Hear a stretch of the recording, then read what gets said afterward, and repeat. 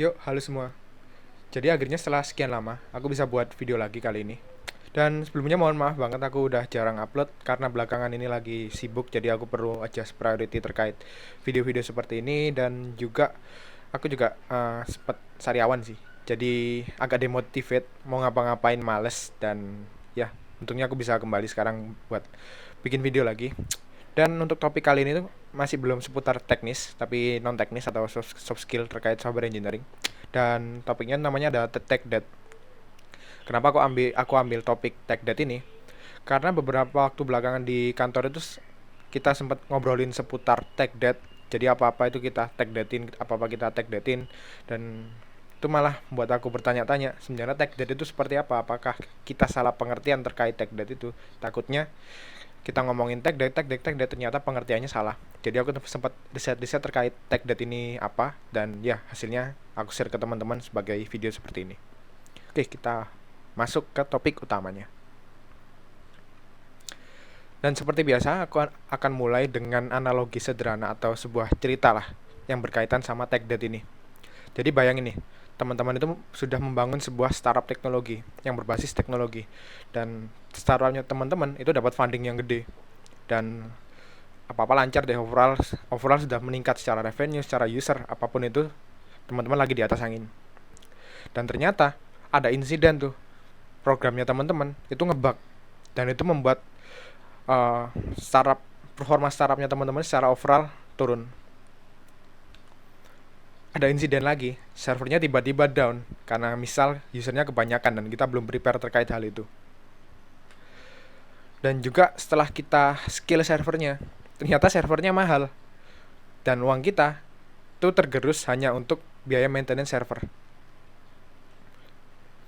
Dan setelah itu dari sisi tim engineering itu fiturnya nggak jadi-jadi. Sudah ditagih produk minta rilis fitur pada waktu tertentu, tapi ternyata tim engineer itu nggak bisa mendeliver fitur tersebut, dan semakin down lagi tuh performa startupnya teman-teman. Dan pada akhirnya ya usernya pada kabur dan startupnya teman-teman boncos. Dari cerita yang sudah aku ceritakan tadi, itu kan sebenarnya nggak hanya dari sisi engineering ya, banyak faktor masalah yang turut berkontribusi terhadap performa perusahaan atau startup teknologi seperti itu. Dan mungkin salah satunya itu dari tim engineering juga.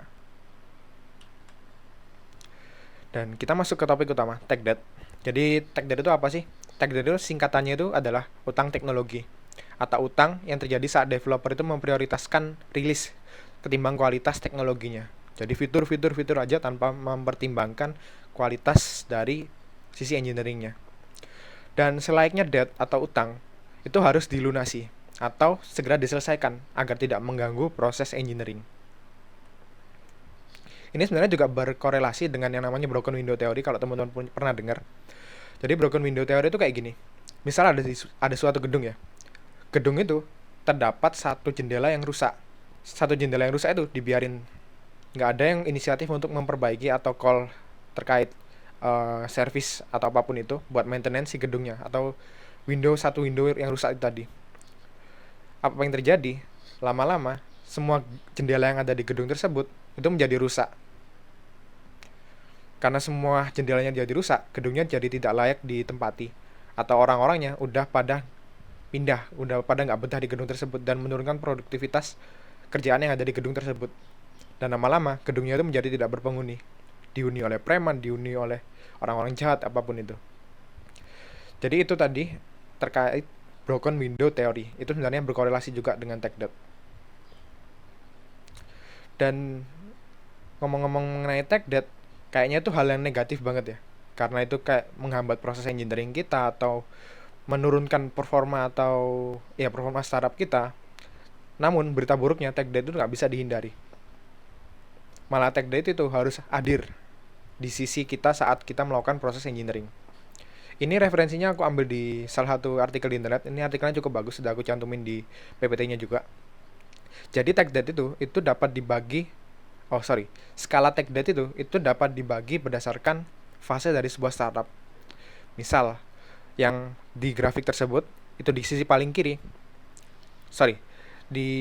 Untuk grafik tersebut itu ada dua aksis ya. Aksis yang X yang horizontal itu menggambarkan eh, kesiapan produk kita di market. Untuk aksis yang vertikal itu menggambarkan tech debt kita, apa jumlah atau skala tech debt kita. Untuk startup dengan produk yang belum mature atau masih mencoba fit the market atau 0 ke 1, itu kita cenderung mempush tech debt agar jumlahnya semakin banyak. Kenapa? Karena kita jelas memprioritaskan fitur-fitur, kita masih belum peduli terkait dengan kualitas engineeringnya, karena yang kita incer adalah produk kita rilis ke market. Dan setelah kita dapat tuh market fitnya, kita udah dapat target user kita dan produk kita sudah siap di launching dan digunakan oleh banyak pihak. Pada tahap ini, tech debt kita itu sudah berada pada tahap puncaknya. Dan kita harus mempertimbangkan kalau tech debt ini apabila kita nggak selesaikan, lama-kelamaan akan menghambat proses engineering kita dan kita tidak bisa berkembang semakin jauh. Dan pada tahap ini, itu kita harus mempertimbangkan menurunkan skala tech debt kita.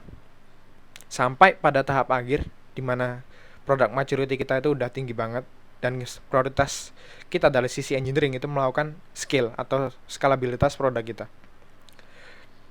Pada tahap ini, itu tim engineering juga harus memprioritaskan menurunkan tech debt-nya. Entah bagaimanapun itu caranya, tech debt itu harus segera dilunasi satu persatu saat startup kita sudah di tahap scale itu tadi. Dan ini aku juga dapat referensi dari Pak, siapa namanya? Dave Leoden, merupakan CTO dari Tapat. Jadi tech debt itu dibagi menjadi 3. Yang pertama ada deliberate. Deliberate itu disengaja atau tech debt yang disengaja. Dan ini sebenarnya sering terjadi, tapi itu bukan hal buruk karena kita memprioritaskan hasil daripada kualitas engineering. Jadi misal kalau ada kita terburu-buru atau kekejar deadline dan codingan kita masih belum kita rapikan, gampangannya kayak gitu. Nah, itu dapat kita rapikan nanti, itu dapat dikatakan sebagai deliberate tech debt. Yang kedua ada accidental atau outdated. Dan tech debt ini itu tidak disengaja, nggak kayak deliberate tadi. Dan ini terjadi karena hasil dari evolusi sistem. Jadi semakin produk engineering kita berkembang, semakin kita memprioritaskan skalabilitas atau requirement-nya itu berubah, otomatis kan sistem kita itu juga perlu diperbaiki ya. Ada hal-hal yang perlu kita tambahkan, tambal sulam kayak gitu. Dan itu membuat sistemnya itu menjadi over engineer. Dan itu bukan hal yang disengaja tentunya, tapi karena ada penambahan requirement itu tadi. Dan itu yang dinamakan dengan accidental tech debt. Yang ketiga itu ada yang namanya bit rot. Dan ini yang di-highlight Pak Dave Leoden cukup buruk. Dan itu wajib dihindari. Karena bit rot ini merupakan hasil kultur dari engineering yang kurang baik. Seperti misalnya copy paste code. Dan kita copy paste code-nya itu tanpa kita memahami alasan di balik code tersebut itu ada. Kita nggak memahami requirement sistemnya seperti apa, dan kita nggak memahami tujuan produk atau tujuan sistem atau tujuan fiturnya seperti apa. Kita asal kopas aja, kita asal ngoding aja. Jadi itu nggak baik dan wajib dihindari. Satu hal yang di-highlight juga, tech debt itu bukan berarti bad code, dan bad code itu bukan berarti bad app. Tech debt itu sendiri dapat terjadi karena banyak hal. Seperti yang aku bilang, tech debt itu nggak terjadi, bukan hanya karena bad code. Bad code pun itu ada sejarahnya kenapa code tersebut dapat jadi bad. Misal, developer sebelumnya itu dikejar oleh deadline, ada time constraint-nya. Atau requirement-nya itu sulit banget, requirement-nya itu berkembang, sehingga codingan yang kita lihat tadi itu terlihat jelek, karena itu hasil tambal sulam fitur-fitur yang baru, misal seperti itu. Terus yang ketiga itu ada security issue.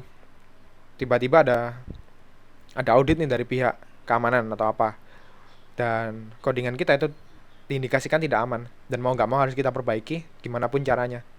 Dan juga ada yang namanya obsolete library atau framework. Ini terjadi karena library yang kita gunakan sudah outdated dan kita perlu perbaiki library tersebut, dan itu juga termasuk tech debt. Kelima juga ada growing user, itu sama kayak tadi, ada yang yang tidak disengaja tadi. Dan ada skill issue. Ini dapat diperbaiki dengan ya naikin skillnya engineer. Dan mengapa sih tech debt itu penting? Dan tech debt itu penting itu apabila terakumulasi itu dapat menyebabkan hal-hal negatif. Misal delivery produk dan fitur itu menjadi terganggu karena kita terhambat oleh namanya misal kayak tadi kita perlu update library atau apapun itu yang sehingga kita nggak bisa memprioritaskan fitur sehingga delivery produk itu menjadi terganggu. Lalu yang kedua ada produktivitas developer itu menurun karena kita kan sebagai developer kalau ngelihat bad code atau coding-codingan yang jelek atau banyak workaround-nya itu kan kita jadi lebih demotivate ya istilahnya kayak gitu. Dan itu merupakan kultur yang kurang baik lah menurutku sehingga kita istilahnya jadi males-malesan lah dalam ngoding di code base tersebut. Jadi makanya tag itu harus segera diselesaikan apalagi bad code atau bad design itu tadi. Dan yang hal yang paling lebih buruk itu membuat bisnis nggak berjalan karena kita hanya memperbaiki tag terus tapi nggak ada fitur baru atau pembaruan yang bisa kita rilis ke pasar. Dan bagaimana sih cara kita memanage tag debt atau solusi-solusi dari tag debt tersebut seperti apa? Gampangnya tag debt itu dibagi menjadi 3 by solutionnya. Untuk tag debt yang small seperti ada unit test, dokumentasi, bad or inconsistent code, itu solusinya itu sederhana. Tinggal di fix saja as soon as possible. Kalau kita ngerjain fitur A dan kita nemu fitur B itu ada codingan yang kurang sesuai, misal ada loggingnya masih ada ditulis secara hardcode atau unit testnya belum ada, ya kita koordinasi aja sama satu tim kita buat ini aku pick up, aku perbaiki aja nggak apa-apa sih satu tiketku misal kayak gitu. Dan solusi yang kedua itu adalah melakukan ICR atau internal code review atau peer review lah. Jadi sebelum code kita itu kita merge ke branch master, baiknya itu code kita dilihat dulu oleh teman sejawat kita, teman satu tim kita. Kalau kalian kerjanya satu tim, dan itu dapat membantu banget untuk mengurangi code-code yang inconsistent. Yang kedua ada tag data yang dalam skala medium.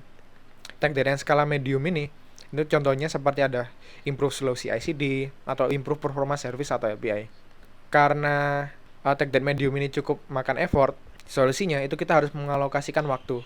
Kalau teman-teman pakai metode Scrum dalam melakukan development, itu bisa mengalokasikan waktu tiap sprint misal untuk pick up tag data tersebut.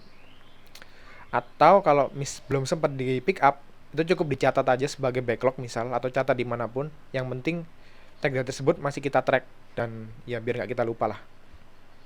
Untuk skala yang paling gede atau large, misalnya contohnya ada migrasi library, atau rework infrastructure, atau refactor legacy code dan lain-lain. Ini kan effortnya sangat-sangat tinggi dan alokasi waktu tiap sprint pun nggak bakal cukup. Solusinya itu kita harus raise itu ke stakeholder atau tim produk terkait. Bagaimana solusi kita untuk memperbaiki sistem kita. Dan kita harus deliver kayak misal strateginya gimana, strategi fixnya gimana, dan timeline fixnya gimana agar kita bisa set expectation ke para stakeholder kalau kita ada perbaikan dari segi sistem dan ya kita bisa adjust priority terkait fitur-fitur kita. Dan ini juga sebenarnya ada satu solusi lagi. Ini artikelnya udah aku cantumkan. Itu ada yang namanya maintenance load. Maintenance load itu kasarannya itu seberapa besar effort engineer dalam melakukan maintenance fitur. Jadi maintenance load ini lebih ke tracking sih. Maintenance load ini menjawab pertanyaan berapa engineer yang melakukan maintenance dalam rentang waktu sekian bulan. Dan umumnya maintenance itu setara dengan satu developer atau satu manpower setiap 24 sampai 30 bulan. Dan ini wajib kita track. Ini relate ke section selanjutnya terkait code stewardship. Code stewardship itu upaya untuk mengurangi maintenance load. Jadi code stewardship ini harus diterapkan sebagai habit secara konsisten. Jadi maintenance load itu setiap kita mengerjakan suatu fitur, itu ada fitur tersebut harus tetap kita maintenance. Jadi setiap kita mengerjakan fitur, maintenance load itu pasti akan bertambah. Jadi untuk kita mengurangi proses maintenance load itu, solusinya kita harus menerapkan code stewardship. Itu mencakup seperti menulis kode yang dapat dipahami dan konsisten, atau menulis dokumentasi, membuat unit test, atau kita juga bisa transfer knowledge antar tim kita. Seperti itu. Oke, jadi mungkin sekian dariku. Apabila kalian suka dengan konten seperti ini, ya silakan like aja dan komen terkait feedback apapun yang dapat mengimprove channel inilah. Dan untuk kedepannya mungkin aku akan buat video teknis lagi, mungkin golang-golang lagi. Aku kan ada beberapa utang ya. Ada mentoring golang yang ketiga yang terkait green architecture itu belum aku kerjain. Juga aku pengen riset-riset library juga sih, library Golang, dan hasilnya mungkin aku akan share dalam format video seperti ini. Oke, sekali lagi sekian dariku. Terima kasih sudah menyimak sampai sampai saat ini, dan ya, see you.